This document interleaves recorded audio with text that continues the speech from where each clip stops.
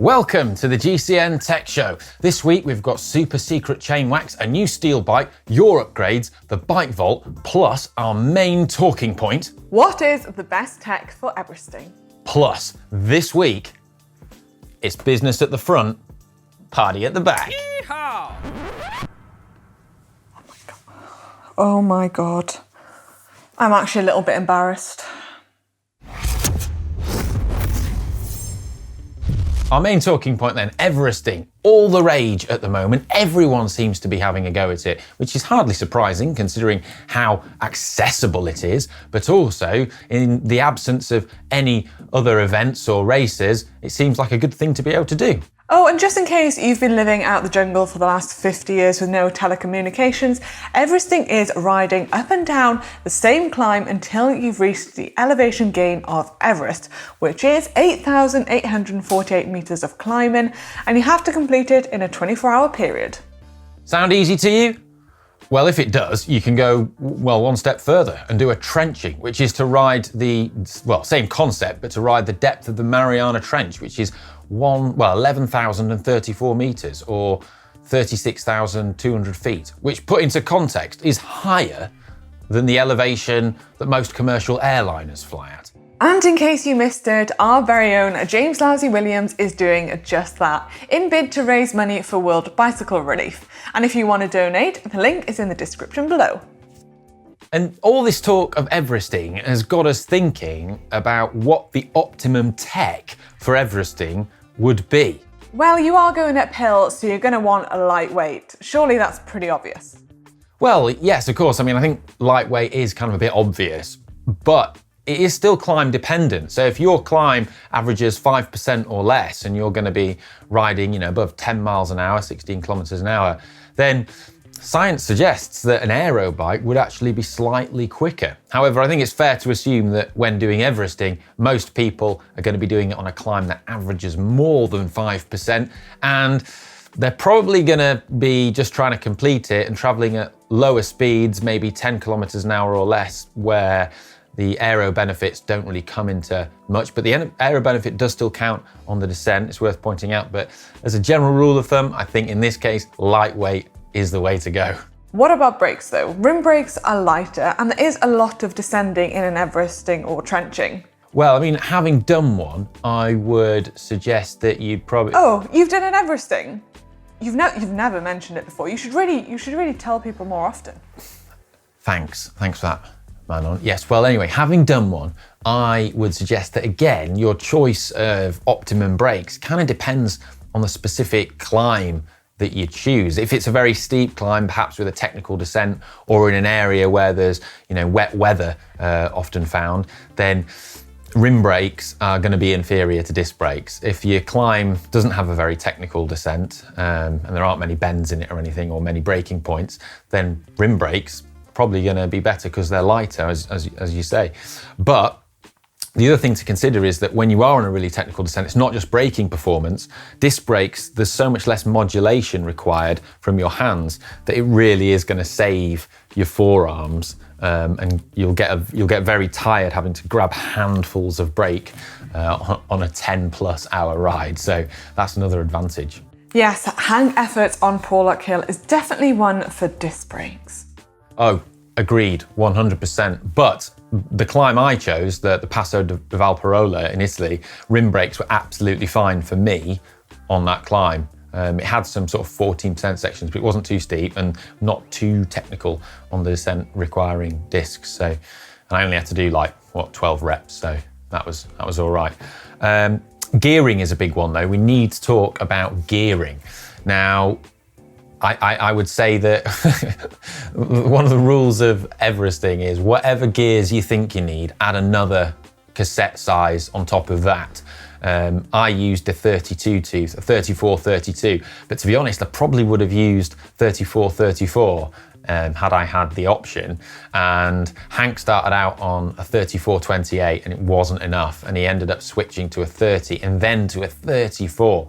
Actually got a mechanic to go get him a Shimano GRX rear mech so that he could fit a 34. So if you do want to get a 34 on there, Shimano GRX rear mech is a great option because you can just swap it out for your current mech and you can get, up to, 34 on there, which is massive. But something worth pointing out is a lot of modern rear derailleurs and, mainly Shimano ones here, they're often quoted up to 30 for the maximum cassette size on the rear. But if you wind the B-limit screw in, you can put a 32 on. Trust me, I've done it.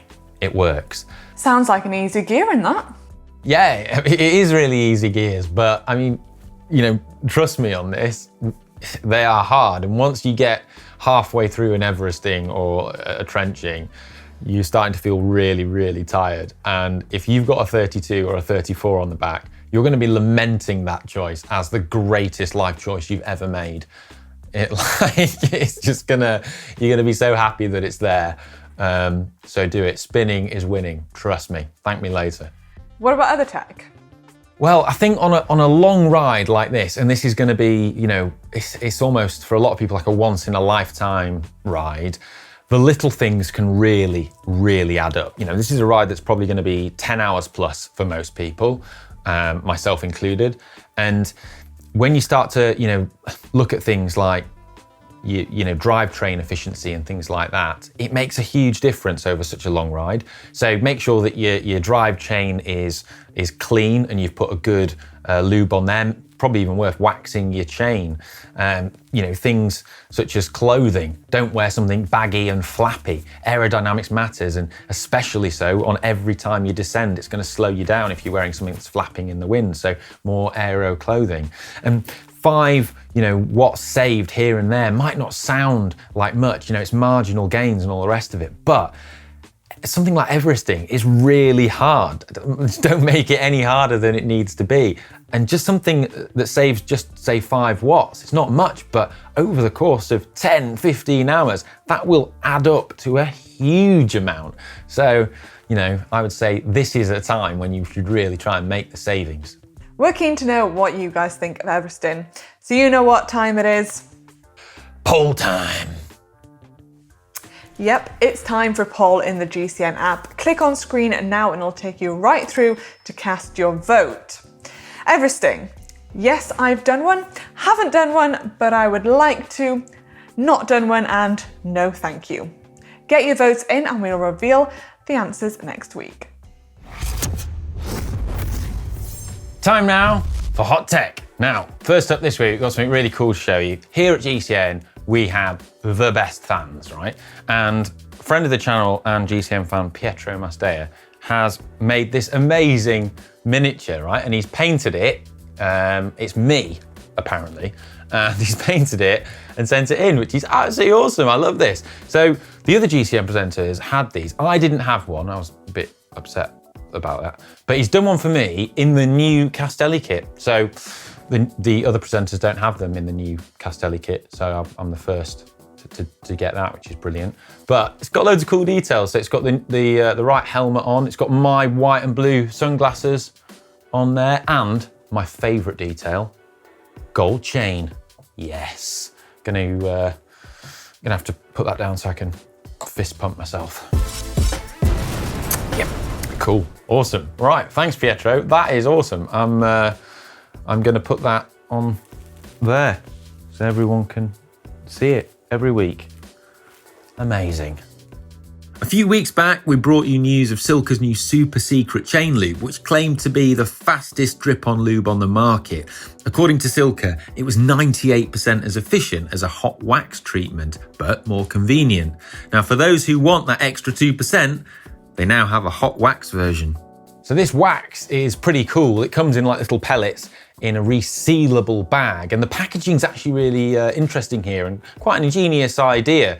So normally you would take your hot wax out of a pouch and you'd pour it into a crock pot or into a heating bath. You will have seen John do it in a video that we did on the channel a while ago. But the beauty of this is that you keep the wax in that pouch. You then heat it in some boiling water and put your chain in the pouch, seal it, and then it's all contained within the pouch. Once it's done, take your chain out, reseal the pouch, and all the wax stays in there. Apparently Silka put a lot of effort into developing this pouch and worked with a company that develops ration packets for the armed forces, and also sous vide bags for use in haute cuisine. But I think it's really cool. I'd like to give it a go. And like the super secret chain lube, it features this sort of nano scale, they say, different sized particles of tungsten disulfide, which is really low friction material that then also apparently modifies the surface of your chain, making it faster. Cool. A few weeks ago, you might have watched the 7 most beautiful bikes ever, and we featured a bike from Battling. Now last week, they launched the world's first ever steel bike to have an integrated cockpit and fully hidden integrated cable routing, the Power Plus Evo. Now there's only going to be 40 of these made in 2020, and each of them will be individually numbered and built up to the customer's measurements. Now, I think you'll all agree with me, these bikes are stunning. I really love the chrome red on them, and the cockpit is very neat. I'm a big fan of these bikes. More hot tech next week. Time now for Snacks of the Week. Snacks of the what? Yeah, Snacks of the Week. It's where GCN viewers send us their cycling-related snacks, or just snacks. It's best part of the show, to be honest. This week, Stu Tomlinson from Cheshire has kindly sent us this. So I happen to know Stu's actually a handy rider himself, but he sent us this, which is bike-shaped pasta. Perfect for, you know, carb loading before you ride. It's kind of like, I mean, I think this is brilliant. It's basically alphabetti spaghetti, but shaped as bikes. Mega. In fact, I'm going to open it and take one out. This is also one of those brilliant gifts. I don't know if you've seen the video we did, which was things you wish you'd known before you started cycling, but this is one of those things that your loved ones will definitely be buying you for birthdays and Christmas. Now they've labelled you as a cyclist. Look at that, bike pasta. I mean, I should probably cook some, shouldn't I? Look at that. Thanks, Stu. Hopefully more snacks next week. Please, please, please send in more bike-related snacks because I love snacks. Cha-ching! It's now time for Screw Run Upgrades by Upgrades, where you submit upgrades that you've made to your cycling lives, your bikes. It could literally be anything to do with bikes. It could be a custom pair of shoes you've painted. It could be a bike that you've painted and resprayed. It could be you've just got a new pair of tyres or a new pair of wheels that you want to show us. It can literally be anything. And we have 2 upgrades on the show each week, and they go head to head, and then you guys go and vote in the GCN app what one's the best. And the best one wins a cap. Possibly the coolest bit of clothing in cycling, a casquette. Right, before we move on to this week, let's take a look at last week's results. If you remember, we had ex-Harley Fleming X Nishiki against V35 Barmer's BMC machine. And with 61%, it is ex-Harley Fleming X that wins. So send us your details on Facebook and we'll get the cap right out to you. First upgrade in this week is in from JMC Williams. My friend wanted to get a bike for his daughter, but he couldn't find one due to the COVID demand bike shortage here in the US. So he decided to repurpose his oldest son's bike and give it to his daughter. I wanted his daughter to feel like it was her own, so I offered to paint it. I painted it with his daughter's favourite colours, pink and purple, and a moonrise fade with her name and a nickname, Speedy Bills. Upgrades made, new paint on the frame, new saddle, matching pedals, pegs, and of course, a gold chain. I'm sorry, but this is possibly the coolest kids bike I have ever seen. I don't even have a gold chain on my bike. Very jealous. Custom painted, her own name on it and a nickname, in her favourite colours, with a gold chain. Very lucky girl. This girl is going places with that gold chain. That is an absolutely cracking upgrade. I love it. Upcycling, absolutely great. But who is this upgrade up against? Second upgrade this week is in from Robert Lease 96. About a year or so ago, not long after I got back into cycling, I was inspired by John Canning's fashionable fixie build and decided it would be really cool to get a vintage single speed for a bit of fun and cruising between hipster coffee stops and craft beer pub gardens. Yes, that's what a fixie is for, from cruising around looking cool. I ended up finding this tidy green number on Gumtree for £100. Originally an unknown German brand of road bike, the last owner had painted it green and relived as a Colnago tribute bike with a vintage brown saddle and some custom handmade handlebars. Now, yeah, the green just isn't doing it. It's got tan sidewalls though. But the upgrade version, that looks like a brand new bike. Very good job with this. Put some brakes on there too, safety first. Very nice, nice handlebar tape, drop handlebars, retro, retro, what is, new stem, retro stem, saddle, nice little deep sections, tan sidewalls, nice, good upgrade. Those are two cracking upgrades this week. I'm not sure what one's my favourite, but I'm not the judge of the upgrades. You guys are. You need to head over to the GCN app and get voting. Who's going to win the GCN cap next week? You guessed it, it's now time for the Bike Vault, my favourite part of the show, where you submit pictures of your bikes and we vote if they're nice or super nice. And if they're super nice, the Bike Vault bell gets rung and they get put into the Bike Vault forever and ever and ever. Now, I have a cracking Bike Vault for you this week, so let's get started. First up, we have Christopher J. Voss with a Soft Ride Qualifier TT with Chinese wheels from Carbon Zone on eBay. If you rocked up to the cafe in that, I think you were really cool. A little bit crazy with the saddle angle. I'm not sure, surely you just slip onto the top tube. I mean, can you call that a top tube? I'm gonna call it a top tube, but yeah. We've even got a gold chain, fist bump. Very nice, valves are lined up, biggie smalls. We have got a little bit of a chimney, but some people like a chimney, some people don't, but that's okay. Even got yellow handlebar tape to match and yellow valve caps. Nice. Different, but I like it. I think that is a big fat super nice. Ooh. Next bike is in from Iziza, and this is a Scott, apparently. Now, before I get onto the bike, very good balancing with that stick. I always do this and I think I've nailed it, and then I go and take a picture and then it just slowly falls and my heart sinks and I have to go and run and catch the bike because, oh my God, if I scrape the bike, oh. Anyway, yeah, be careful with the sticks, people. Yeah, I think we could do better with this. Just the wrong angle, I don't really want to see the rear of the bike. I think it needs to be, you know. Good example was the first bike in the Bike Vault. That was, you know, could see everything. So this bike could definitely do better. So maybe resubmit, that'd be good. Next bike is in from Jonah with a Villia, and I like the look of this. Very saucy handlebar tape. Interesting. Shiny red handlebar tape, but it works really well. I like this. We're in biggie smalls.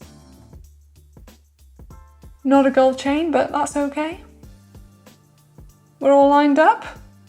No chimney with that stem. Nice.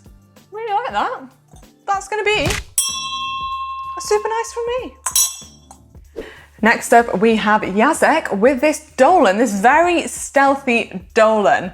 Now, fixies on the Bike Vault is the way forward. We need more fixies and track bikes on the Bike Vault, so send them in, guys. Now, I absolutely love this. Black, stealthy, gold chain as well. And I don't know if you can see the details in between on the inside of the forks and on the chainring, that is bling. I absolutely love that. And we're following the rules, no chimney, crank lined up, valves lined up. I think that is really nice. I love it. Need to stop daydreaming and looking at this bike, but I appreciate that. Definitely super nice from me.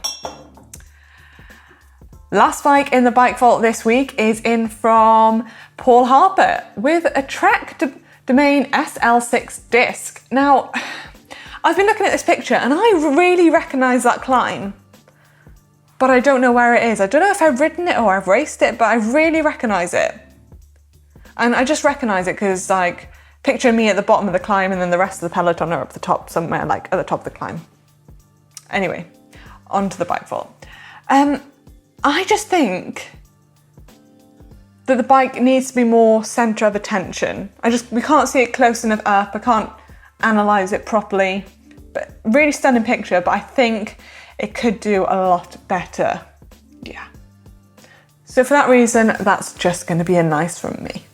Don't forget to submit pictures of your bikes to the Bike Vault in the GCN app for a chance for them to be on the show next week. Unfortunately, that's all we've got time for. That's the end of this week's show. But if you like what we do and would like to support the channel, then subscribe. You know, if you haven't already, it really does help. Give the video a like. And why not head over to shop.global cycling network. We've got all sorts of goodies there, including something I'm wearing a lot at the moment, which is the GCN casket. I mean, it's probably for the best. I should probably wear it this way, and then I can sort of hide the back. How long do you think I should keep this hair?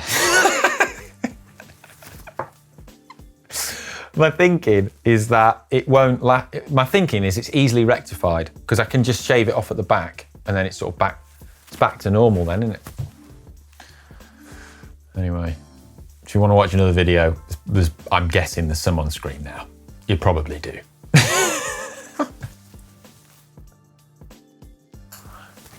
You know what I should have said? Carol Baskin made me do it. Oh, God.